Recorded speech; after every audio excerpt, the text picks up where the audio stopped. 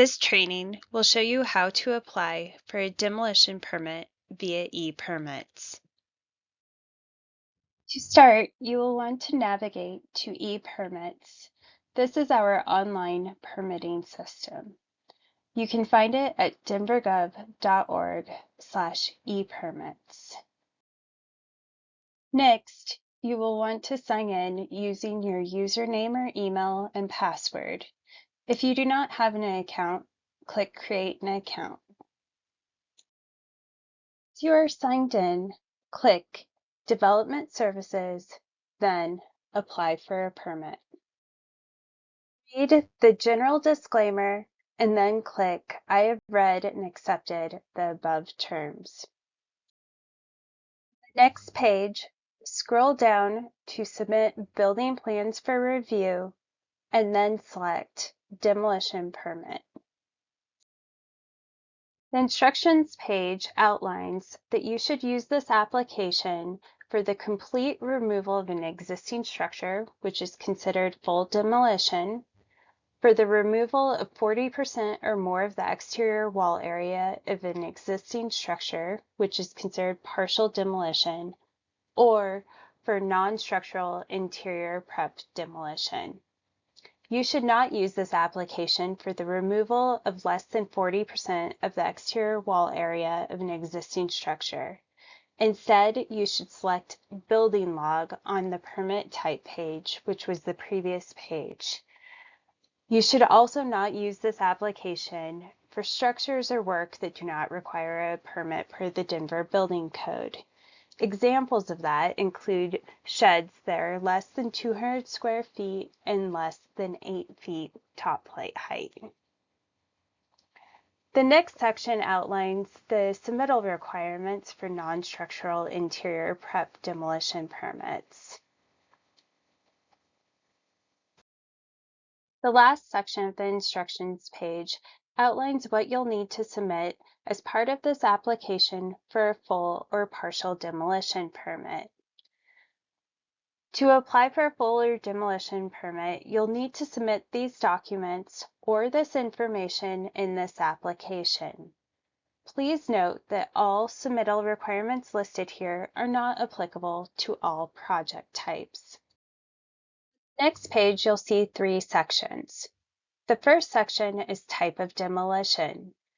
Please select the type of demolition permit that you are applying for. Full means the complete removal of a structure. Partial means the removal of 40% or more of the exterior walls, while non-structural interior prep demolition refers to the removal of partitions or drywall on the interior of a structure. Examples of those projects are like flood repairs or fire repairs, where you want to remove some of the material prior to submitting for a construction permit. Select the type of building that corresponds to the primary structure on the lot where you are demolishing a structure. So an example of this is if you're demolishing a detached garage on a one-family dwelling unit lot, you will select one-family dwelling. Then, in the next section, we want you to outline clearly the use of the building. In this scenario, you would select detached garage. Another example is for a commercial building. You might select commercial under building type, and then the use of the building could be office building or hospital.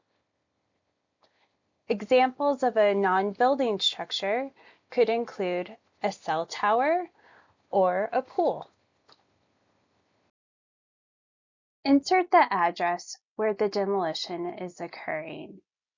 If you are demolishing multiple structures on one parcel with additional addresses, you should insert the address with the lowest street number here.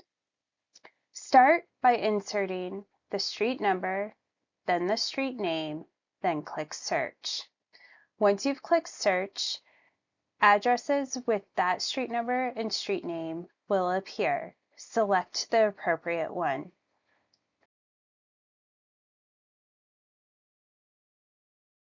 Once the address is inserted, the parcel and owner information automatically populates. Insert the owner phone number, the owner email address, then the additional addresses section. You should only fill this section out if you are applying for a full or partial demolition permit for multiple structures that have additional addresses on one parcel. In order to add additional addresses, you should click Add Address. If you click right here, it will add one individual address. Otherwise, you can click the drop-down menu and it allows you to select the number of addresses to add. When you click additional addresses and add an address, this window pops up. Right here, you should insert the street number, street direction, street name, zip code, and city for each additional address. Insert contacts for the project, including the applicant, the site contact, and a licensed tree service contractor if you have one. If the building type selected is a one-family dwelling, then this page appears. This page asks if you are applying as a homeowner, owner, occupier. Only for single-family dwellings is a homeowner allowed to perform the work themselves or serve as a general contractor. They can apply by applying as a homeowner and obtaining a homeowner, owner, occupier permit. If you see this page and you are a licensed contractor, you should click No. If you are applying as a homeowner, click Yes. Insert the name of the contractor that will be performing the demolition. To add a new contractor, click the Select from Account or Lookup button. Scope of Work page describes the structures being demolished.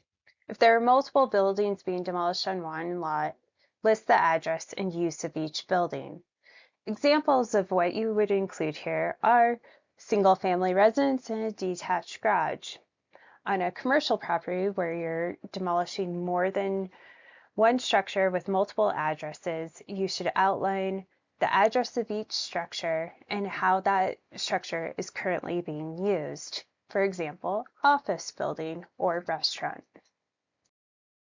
Permit details page asks questions about the structures that are being demolished. Depending on your answers to these questions, the project will be routed to different review groups and different submittal requirements might be required. This slide shows additional questions that are being asked on the permit details page in ePermits.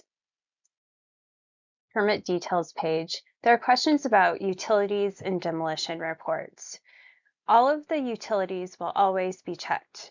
Please ensure that you uncheck utilities if they are not connected to the building. For example, if you uncheck water and it's a detached garage, this project will not be routed to Denver Water. Next, under the More Information blue banner, there are 3 different questions outlining conditions related to a building.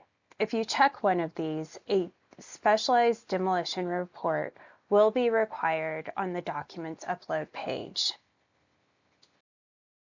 On the valuation page, insert the permit valuation. This should include the total cost of work and materials to complete the demolition. Read the acknowledgement and click Authority to Submit. Document Upload page will outline the required documents. Required documents are determined based off of the project scope and the answers to the questions on the permit details page. So depending on your project scope, you might have different required documents for a detached garage versus a commercial building. Each section you will be required to add a document. Only one file can be uploaded to each required field. In order to add the document, click Add. The review page summarizes the information that you've included in this application. Once you've reviewed this information, click Continue Application. Once you submit, you should see this screen.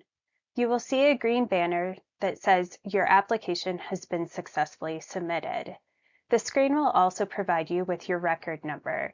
It starts with the year you submitted, so this example shows 2026, and then a dash demo, and then a unique 7-digit number. This number is also your permit number for your demolition permit.